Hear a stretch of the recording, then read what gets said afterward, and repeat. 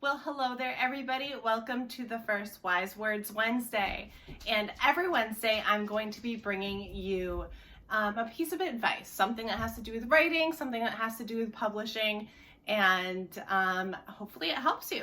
So without further ado, here we go. We're going to jump into the segment. And today's advice is actually going to be about the outlining process. Now, everybody has a different process. I can't say that this is going to work for you because everybody's brains work differently. You work differently under pressure. Everybody's just different. But what I have found in my journey is that initially, I actually started pantsing. And the Hunter series, for the most part, is all pantsing. Veiled Allurement, these are books by me, by the way.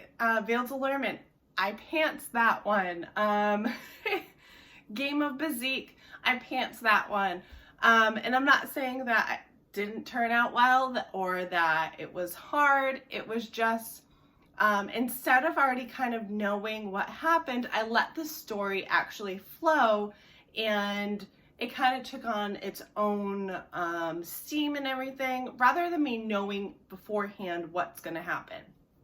So with the tail end of the Hunter's Truth series, with Assassin's Gambit and Queen's Edge, I actually outlined those, and it changed how I looked at outlining and planning versus pantsing.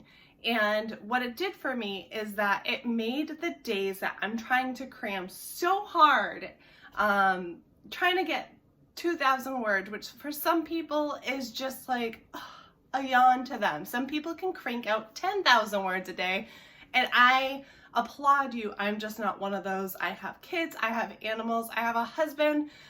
I just have a lot going on here. I also have my other businesses that I'm trying to run. So I just can't sit down in front of a computer all day and write like I want to. On the other hand, I will cram as many words as possible in about 3 to 4 hours, and I try to make it something that doesn't seem like a chore. So what I have found is that when I actually outline my stories, and I'm not talking like in-depth outlines, some of them is honest to goodness rambly. If you guys could see my outlines, if a teacher from high school could see my outlines, they would probably pass out. But it's just general ideas, so I know where each chapter is going.